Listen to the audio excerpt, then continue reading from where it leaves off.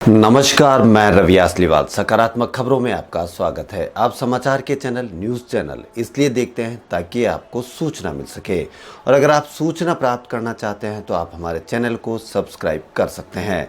और यदि आपको ऐसे चैनल देखने हैं जिसमें सिर्फ किसी का अपमान होता हो, मन में गंदगी भरने का काम होता हो, और यदि आपको और आपके बच्चों को लड़ाई झगड़े की बहस में आनंद आता हो, तो हमारा चैनल ऐसी सुविधाएं नहीं देता है। इसलिए आप न्यूज़ के लिए हमारे चैनल को सब्सक्राइब कर सकते हैं।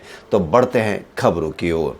राजस्थान हाईकोर्ट ने तृतीय श्रेणी शिक्षक भर्ती 2018 में लेवल तृतीय के तहत कई विषयों के खाली रहे 2840 पदों के लिए विषय और वर्गवार आरक्षित सूची जारी कर राज्य सरकार को इन्हें भरने का आदेश दिया है।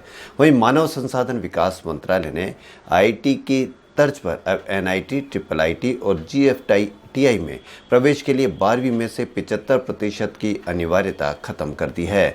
यह व्यवस्था सिर्फ इसी साल के लिए लागू होगी। राजस्थान में लगातार 4 दिन से 900 से ज़्यादा मरीज मिलने के बाद गुरुवार को 886 रोगी मिले। अब कुल रोगी 33,220 हो गए हैं। वहीं 11 मौत भी हुई है। वहीं अब तक 594 लोगों की कोरोना के कारण जान जा चुकी है।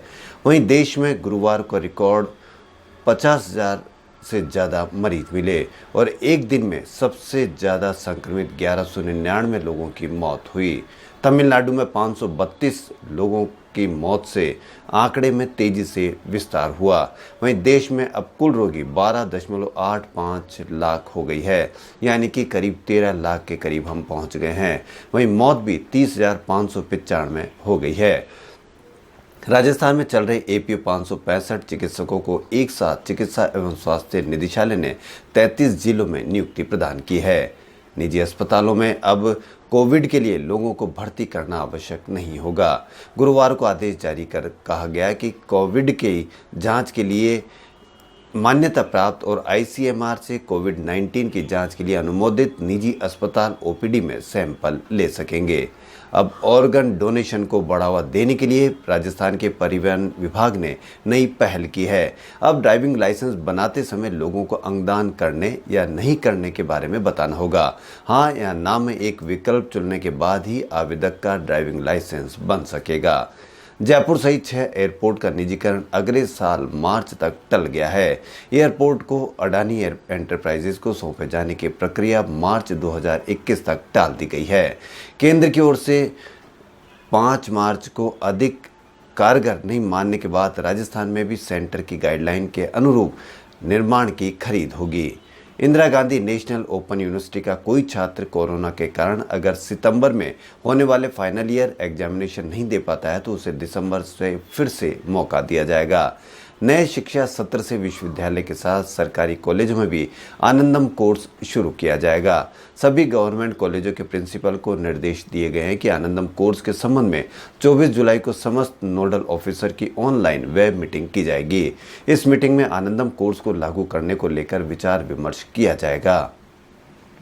वहीं राजस्थान रोडवेज की बसें अगर तय समय से देरी से बस स्टैंड पर पहुंचती है तो इसकी सूचना यात्रियों को तुरंत प्रभाव से दी जाएगी।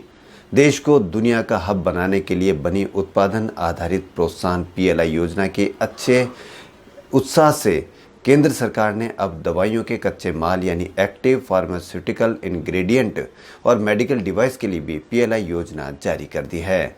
सरकार 1 अक्टूबर से जीएसटी के तहत एक इनवॉइस यानी ई बिल व्यवस्था लागू करने जा रही है।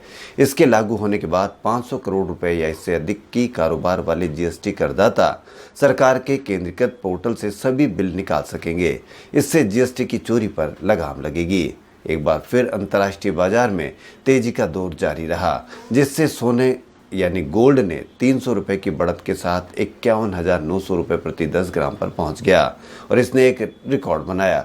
वहीं चांदी भी 61,700 के भाव से बिकी, जो अपने आप में एक रिकॉर्ड बनता जा रहा है। अगले महीने से ट्रेन में यात्रा के लिए टिकट के बजाय अब क्यूआर कोड मिलेगा। इसमें यात्री की सभी जानकारी होगी फॉर्म पर और ट्रेन में यात्रा के दौरान टीटी क्यूआर कोड को ही स्कैन करेगा। अगस्त से देश के चुनिंदा रेलवे स्टेशनों के टिकट विंडो से कॉन्टैक्ट लेंस यानी QR कोड मिलना शुरू हो जाएगा। अभी ऑनलाइन टिकट लेने पर यह सुविधा शुरू हो चुकी है। वहीं इंग्लैंड और वेस्टइंडीज के बीच तीसरा और अंतिम टेस्ट शुक्रवार यानी कल से खेला जाएगा। सीरीज अभी 1-1 से बराबर है। मैच जीतने वाली टीम सीरीज भी जीत लेगी। इंग्लैंड के रिकॉर्ड पक्ष में है। इंग्लैंड टीम ने घर में 6 साल में कोई सीरीज नहीं हारी है। प्रीमियर लीग चैंपियन लिवरपूल ने घरेलू मैदान पर चेल्सी को 5-3 से हराया। मैच के बाद लिवरपूल को विजेता ट्रॉफी दी गई। लिवरपूल 25 जून के 7 गेम बाकी रहते हुए चैंपियन बन गया था। लिवरपूल ने 30 साल बाद यह ट्रॉफी उठाई है। फैंस ने स्टेडियम के बाहर जश्न मनाया और मौजूदा सीजन में लिवरपूल ने घरेलू मैदान पर कोई मैच नहीं हारा है।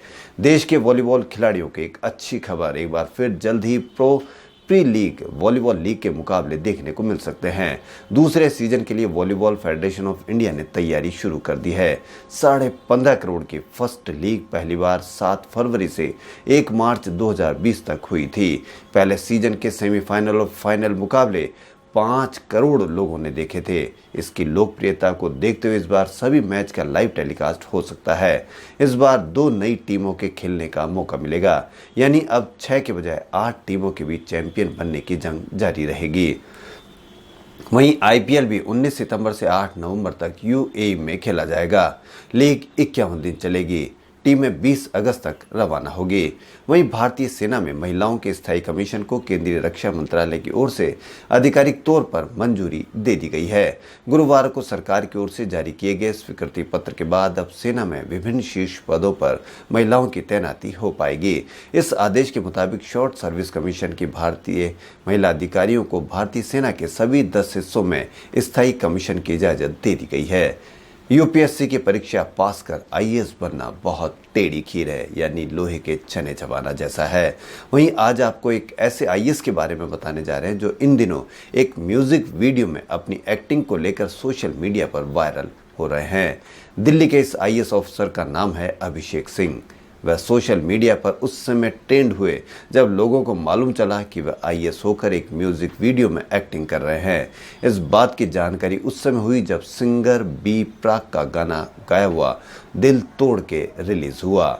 वहीं छत्तीसगढ़ राज्य के बीजापुर जिले में गर्भवती महिला की बड़े बर्तन में बैठकर नदी पार करने की फोटो देश के गांवों तक जरूरी सुविधाएं पहुंचाने के शासन के दावों की पोल खोलती नजर आ रही है। इस गर्भवती महिला ने 14 जुलाई को करीब 15 किलोमीटर दूर अस्पताल जाने के लिए गोरला में अपने परिवार की मदद से बर्तन में बैठकर नदी को पार किया। इस महिला ने बाद में बच्चे को जन्म दिया, जिसे बचाया नहीं जा सका। परिवार ने महिला के इलाज में भी लापरवाही का आरोप लगाया है।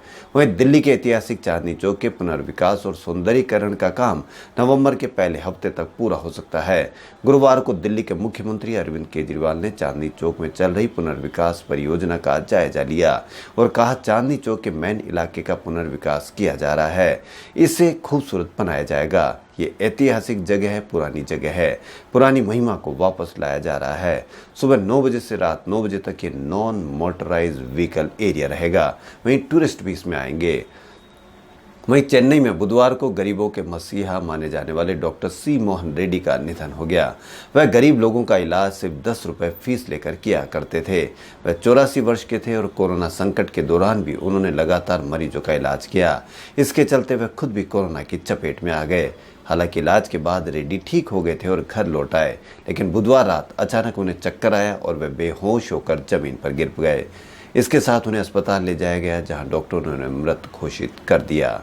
जैन विश्व भारती संस्थान में 2 दिवसीय कौशल विकास कार्यक्रम के द्वितीय दिवस राजस्थान केंद्रीय विश्वविद्यालय किशनगढ़ अजमेर के कुल सचिव डॉक्टर हरि सिंह परिहार ने आरक्षण नीति के विषय में विस्तार से जानकारी देते हुए निर्बल को सबल बनाने, समानता के अवसर प्रदान करने, उच्च शिक्षा संस्थानों में प्रवेश की नीतियां, सरकारी नौकरियों में नियुक्तियां, दिव्यांग जनों के लिए भारत सरकार द्वारा सरकारी नौकरियों में की गई आरक्षण नीति तथा रोस्टर तथा रजिस्टर के मेंटेन करना आदि के प्रावधान के बारे में जानकारी दी। कार्यक्रम में doctor Jugal Kishore Dadhich, doctor Anita Jain, doctor Babulal Meena, doctor Prabhakar Goswami, doctor Navneet Sharma, doctor Gayatri Meena, doctor Vinod Kumar, doctor Sushil Kumar, Rajendra Singh doctor Suman Chaudhary, doctor Hemlata Sharma, Manoj Kumar Indoria, doctor Rekha Verma, doctor Geeta Chaudhary, doctor Jagdish Kadwasara, doctor Savitri Mathur, Pankaj Bhatnagar, कुल सचिव रमेश कुमार मेहता आदि ने विविध शिक्षाविद, विद्वान और प्रशासनिक अधिकारी इस कार्यक्रम में उपस्थित रहे। प्रारंभ में कार्यक्रम का परिचय तथा विशेषज्ञों का स्वागत और अंत में धन्यवाद संयोजक प्रोफेसर BL जैन ने अभिव्यक्त किया। संचालन तथा तकनीकी कार्यक्रम मोहन सिंह के द्वारा किया गया। खबरों में फिलहाल इतना। यदि आपको हमारा चैनल पसंद आए तो लाइक, सब्सक्राइब और शेयर अवश्य करें। धन्यवाद।